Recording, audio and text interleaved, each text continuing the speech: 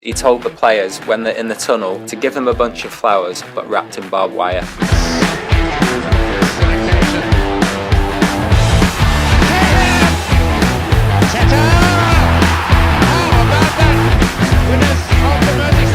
I go back into the dressing room after the game, all the players are there singing Sadhguru, Sadhguru, Sadhguru.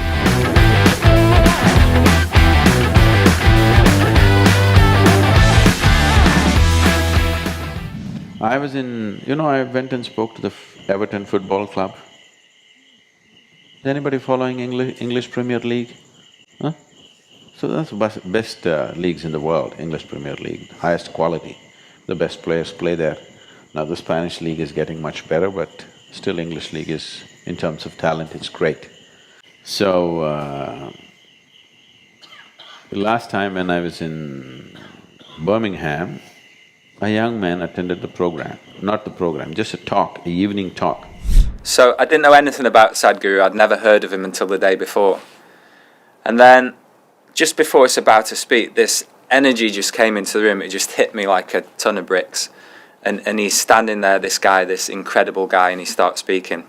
So I went home and he was an incredible speaker, as you know. Incredible energy. And it really had a big effect on me. And so the next day I'm thinking, right, I'd love to get him in to speak to the players. Sadhguru is a big football fan and a big sports fan, as you know. So he agreed to come in and speak to the players, and I was so excited.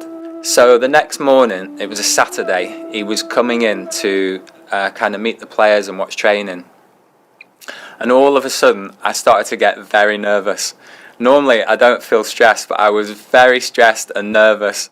And the moment that I saw him, the feeling of panic that I had completely dissolved, and I felt completely at ease and at peace. And that's part of the impact that Sadhguru has on people. So they took me to the Everton Football Club and they want me to speak to the boys. They're stars in their own right. The moment you enter a professional football league, you are a star in your own right because there's a certain talent there. Then with a couple of boys, I kicked the ball around a bit and then I was to talk to them. And he had his sandals on and his flowing robes, and he was out there kicking the ball around with Jack Rodwell, and it was just a very funny sight and funny experience to have this Indian guru here kicking a ball around with Premiership footballers. So that night it was at the team hotel in Formby. We're about to play Liverpool in the derby the next day, and we'd not beaten Liverpool for years. So I went and they were training. So when the football clubs train, they're under the manager's whip and it's very rigid and things are going through paces because the next day they're playing a big game, a very big game with Liverpool. Liverpool has really fabulous stars, Torres, Virat. These are kind of people who can change a game individually, single-handed. The manager is putting them through the paces and the usual things and running up and down. They don't want to put them through too much stress the previous day, they're just enough to keep them limbered up.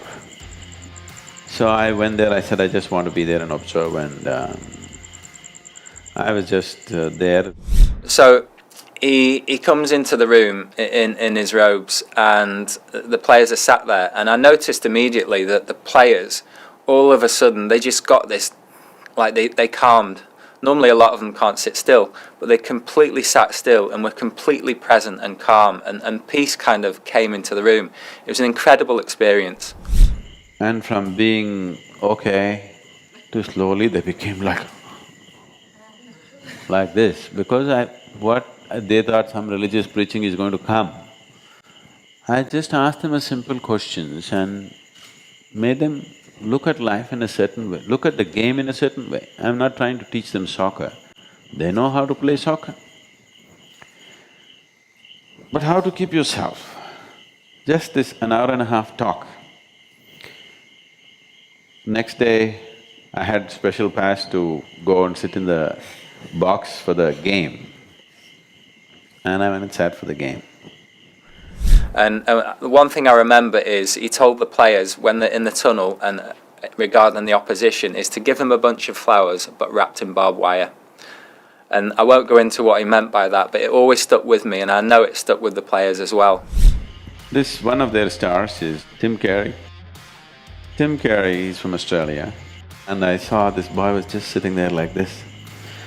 I said, today when you enter the field, say nice things to the Liverpool players. He looked shocked, say nice things to them. I said, he's a forward. So I said, particularly go to the goalkeeper and say nice things to him. He looked like this, I said, yes, you do this and see. And I said, find out something about the goalkeeper's life. They said he had a daughter 3 months ago. I said, go and ask how his little daughter is doing. Just do it. And if he thinks it's a friendly, in his mind, for a moment if he becomes friendly with you and slackens down for a moment of slackness is what you need.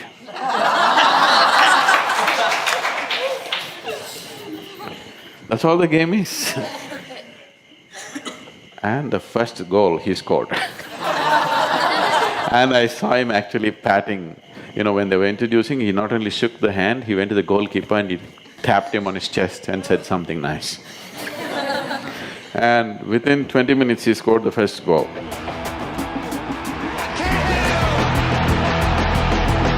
They scored one more. And they dominated the whole game right through, which was a huge surprise, headlines in all the newspapers. Next day they won 2-0. I go back into the dressing room after the game, all the players are there singing Sadhguru, Sadhguru, Sadhguru. And it was one of the best days of my life. And that evening on Match of the Day was just starting and it was just panning around, and it comes on to Sadhguru because he had the Everton shirt on that Jags had given him. And the commentator goes, here's an interesting gentleman. It is just that constantly Liverpool means you're overpowered, overwhelmed by the reputation of the big players there. Nobody's reputation is going to win any game or any situation anywhere. How you conduct this situation is how it's going to work. I have a great reputation, but tomorrow you can make a fool of yourself, isn't it, if you don't conduct it properly? So reputations are to be respected when you walk on the street, never to be respected or even considered when you're actually in the situation or the game. So the impact that Sadhguru had on the players was huge, and he gave them meditation techniques like Isha Kriya, and I know that several of them still do it today, and several of them still follow Sadhguru, his talks, and he's a huge inspiration. And hopefully when this pandemic ends, that we'll be able to get him back in here and he can help a new generation of footballers succeed.